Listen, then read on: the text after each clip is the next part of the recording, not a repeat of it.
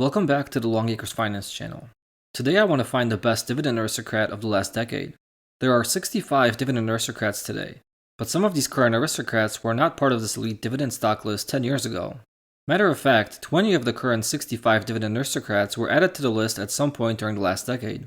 The dividend aristocrat list is continually changing as new companies hit the 25-year dividend growth milestone and others falter and drop off the list. What I will be doing today is taking a look at each of the current 65 dividend aristocrats to see which of them would have been the best investment had you started X months ago or years ago. I'm hoping to find a few dividend aristocrats that continually pop up amongst the top. And perhaps if these companies were the best in the past, maybe there are still good investments today. More on that later, and now without further ado, let's dive in. First up, we are looking at the past 3 months, which were August, September, and October. And the best dividend aristocrat to own during the last 3 full months was Lowe's with a 21.78% return. It was very close though, as Albemarle had a 21.77% return. Just 1 basis point separating these two aristocrats, and both have a phenomenal 3-month return. I would even be glad to have such a high annual return consistently. The third best 3-month return goes to Chubb with 16.3%, which is more than a 5% drop-off. Chevron and Exxon finish out the top 5 with a 14.01% and 13.68% returns. 4 more dividend aristocrats rocked a cool double-digit return during the last 3 months. They were S&P Global, Peoples United, Cintas, and NextEra Energy. But all wasn't rosy for the dividend aristocrats during the past 3 months. 27 dividend aristocrats would have actually lost you money had you chosen to invest in them at the beginning of August. And the worst of the bunch was Cardinal Health that lost 18.69% from August through October. IBM was also a pretty sore loser, shedding 10.22%. Before we get too depressed here looking at these losses, let's stretch out the time period to the year-to-date return through month-end August. The best dividend aristocrat this year has been Nucor, with a 112.73% return, more than doubling investors' money. The next best return this year doesn't even come close. Albemarle is up 70.88%, which is also a phenomenal 10-month return, but it's more than 40% less than Nucor's return. In third place we have Exxon with a 63.85% return. Fourth is West Pharma with a 51.97% return. And fifth is Target with a 48.6% return.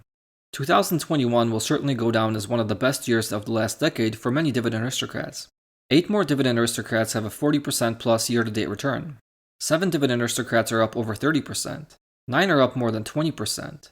12 more have a double-digit gain. And 13 have a positive return of less than 10%, which leaves only 11 dividend aristocrats that are in the red this year. That's actually a very good breakdown, unless you happen to own a bunch of the losers. In case you're wondering who the losers are, in order from the worst to the least worst, they are Clorox, McCormick & Company, Brown-Forman, VF Corporation, Colgate-Palmolive, Cardinal Health, Hormel, AT&T, Becton Dickinson, Atmos Energy, and Kimberly-Clark. Okay, let's move out to the last trailing year, which includes the last 2 months of 2020. If you recall, the end of last year was a pretty good time for the stock market. And I presume many of the dividend aristocrats will have excellent 1-year trailing returns. The best dividend aristocrat to own during the past 1 full year was Albemarle, that earned a cool 171.18% return, almost tripling your money. The second best return of the past year is Nucor with a 138.73% return. And 1 more dividend aristocrat rocked more than 100% return during this time. And they are none other than Exxon with a 111.93% return. A very healthy return from this oil giant that hasn't had the best history in a not so distant past. You probably noticed that Albemarle has now popped up in the top 3 best returns of the 3 short-term time periods that we have looked at. And Nucor has as well, with the exception of the prior 3 months. 16 more dividend aristocrats are up more than 50% last year. 24 more are up more than 20%. And 17 additional aristocrats have rewarded investors with a positive 1-year return, but one that is lower than the average market return. This leaves only 5 aristocrats that have lost investors' money during the past year. They are Colgate-Palmolive with a 1.22% loss, Brown-Forman with a 1.67% loss, McCormick & Company with a 9.73% loss, Hormel with an 11.19% loss, and Clorox with an 18.98% loss. Hopefully you did not invest money in these companies a year ago. Or alternatively, maybe you're considering adding capital to these 5 beaten-up aristocrats that have not kept up with the Dividend Aristocrat Index this year. Earning great short-term returns is always nice, but I am a long-term investor. And as such, I don't overly concern myself with short-term market movements.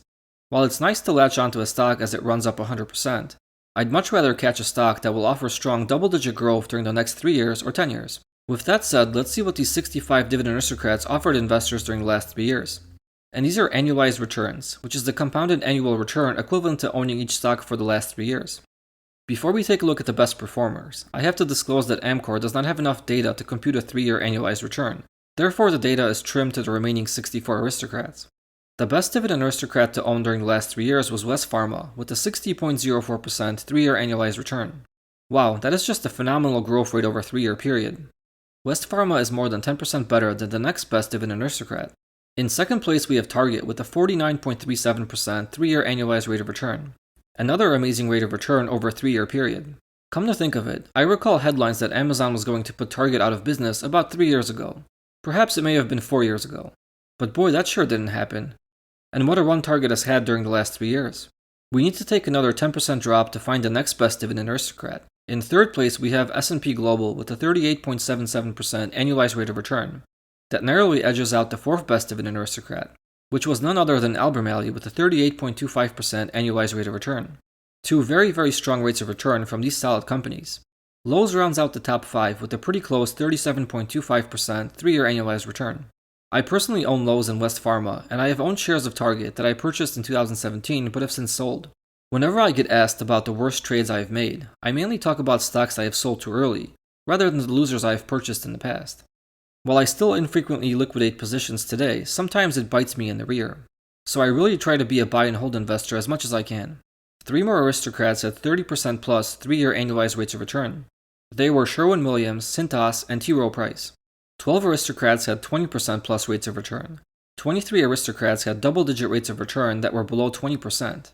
And 19 aristocrats finished the last 3 years with single-digit annualized rates of return. This leaves only 2 dividend aristocrats that would have lost you money during the last 3 years. That's not a bad number. What are the odds you'd pick 2 of the worst 64 dividend aristocrats 3 years ago? In case you're wondering who they are, we have Exxon, the third best 1-year return aristocrat, that would have lost you 1.04% per year during the last 3 years. And Walgreens that lost 13.08% on average per year during the last 3 years. You may have noticed that as we stretch the time period from less than a year and 1 full year to 3 years, the average returns tighten and move closer to a long-term average market return. The further out in time we go, the closer these average rates of return should move. Let's see which dividend aristocrats were the best investment during the last 5 years. Again, Amcor is excluded since there isn't enough data. The best dividend aristocrat of the last 5 years was again West Pharma, with a 42.02% 5-year annualized return. The second best aristocrat of the last 5 years was Target, with a 34.29% return. Both are excellent rates of return that would please all investors. And you may think that the difference between earning 42.02% versus 34.29% per year during the last 5 years doesn't sound very significant. And you'd be wrong. That extra 7.73% per year amounts to about 140% more total return over a 5-year period. I'd certainly prefer to have 140% more money, and I'm sure you would too. Okay, let's finish out the top 5. In third place, we have Cintas with a 34% rate of return that is very close to Target's return. Fourth is S&P Global again, with a 32.52% return. And in fifth place, we have Sherwin-Williams with a 32.35% return. So West Pharma takes a distinctive lead, with the trailing 4 aristocrats all being relatively close. Matter of fact, 2 more aristocrats have 5-year returns in excess of 30%. T. Rowe has a return rate of 31.5%, and Lowe's clocks in at 30.85%. 12 additional aristocrats offered returns in excess of 20%. 23 aristocrats offered double-digit rates of return, and 18 offered more modest single-digit rates of return. This leaves 4 aristocrats that would have lost you money during the last 5 years. Of course, assuming you bought the position 5 years ago and just held onto it. The losers are Federal Realty Trust, AT&T, Cardinal Health, and Walgreens. Do you recall earlier when I stated that as we move further out in time, the average rates of return should move closer to the mean? Well, the average rate of return for the 3-year period was 16.42%, and the average rate of return for the 5-year period is 14.61%. So as you can see, the returns are in fact moving closer together. And I presume the same trend will be evident if we move out to the last 10-year period.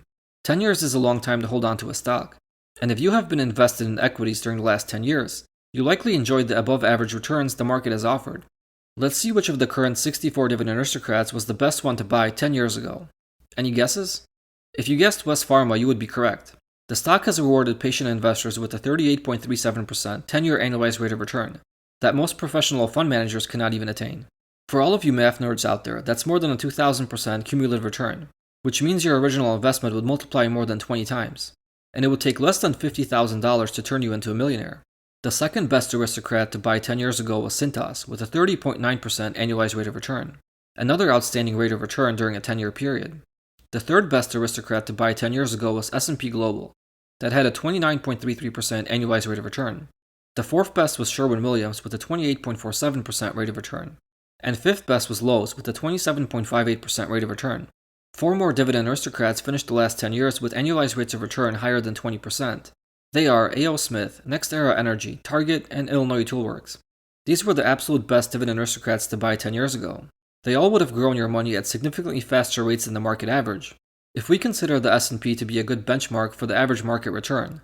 For perspective purposes, SPY, one of the most popular S&P 500 ETFs, had a 15.49% annualized rate of return during the last 10 years. So the best 5 dividend aristocrats would give you about double the rate of growth versus the S&P. Actually, 20 of the current dividend aristocrats have outpaced SPY during the last 10 years. Let me just read them off so you know which aristocrats have beaten SPY during the last decade. I already mentioned the top 9 that all had a rate of return above 20%, so I'll pick right up with number 10.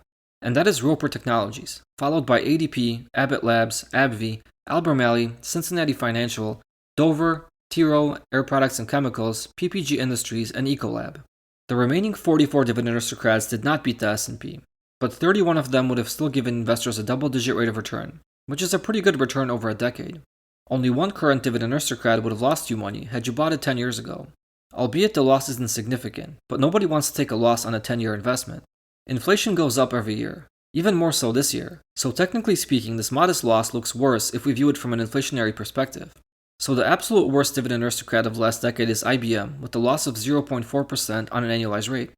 And in case you're thinking that at least you would have received a pretty good dividend stream from IBM during this decade to compensate for this loss, my returns are actually inclusive of dividends and also assume those dividends were reinvested. So IBM's dividend stream and reinvestment of those dividends wasn't even high enough to compensate for the share price decline. The average of all the 64 10-year rates of return is 14.35%, which is only a little bit lower than the average of the 5-year returns. Okay, so now that we have seen which dividend aristocrats made the best investment during the past decade, and which ones you hopefully avoided, what can we do with this information? Or rather, how can we use this information to benefit us going forward? Well, the biggest thing you can take away from here is that there is a huge benefit from owning more than one stock. Had you opted to invest in only one stock 10 years ago from amongst these 65 aristocrats, there was a 1 in 65 chance you would lose money. If instead you chose at least 2 different companies to invest in, even if you picked the 2 worst aristocrats, you would still finish the decade with a positive return. It would still be a very crappy return, but at least you would lose money. And if you opted to pick 10 of these aristocrats, the absolute worst possible combination would give you a 4.4% annualized growth rate. That sounds like a pretty low rate of return, but it would still grow your original investment a little more than 50% in 10 years. And the odds that you would pick the 10 worst aristocrats are astronomically low. I mean, you would really have to have some bad luck to do so. Statistically speaking, if you pick 10 of these aristocrats, you should have a 10-year rate of return that is somewhere in the vicinity of the average rate of return of all 64 of them, which was 14.35%. That's a solid rate of return that would just about quadruple your money in 10 years. Aside from the benefit of being diversified, you should pay attention to which aristocrats kept popping up near the top of the list at each time interval. It's likely that these companies were able to reward investors with above average returns, because they are better businesses than the other companies. If you would dig into their financials from the last 10 years, you'd likely see that they grew their revenues and earnings per share at very strong rates. They likely improved their operating margins and sought to expand their businesses. They probably also have better than average dividend growth rates in comparison to the lower performing aristocrats. Now, if you can forecast which aristocrats will be able to continue this growth best in the future, then you might be able to align your portfolio with that growth. On a monthly basis, I talk about 3 strategies I came up with to pick the 10 best dividend aristocrats each month. I haven't backtested any of them, so I can't tell you that they have worked during the last X number of years. But in theory, to me they make sense, and they are all very simple to follow. I've been tracking each strategy since August of this year, so just the last 3 full months. And over this period of time, each strategy is doing better than Noble, the Dividend Aristocrat ETF. If you like investing in Dividend Aristocrats, and you are looking for a way to find the best ones each month, you should take a look at my strategies. You can use the link above to see my picks for November and a full breakdown of the past results. Perhaps you'll find value in my work, and if not, at least you'll get a different perspective to picking dividend stocks. Thank you for watching, don't forget to subscribe, and see you next time.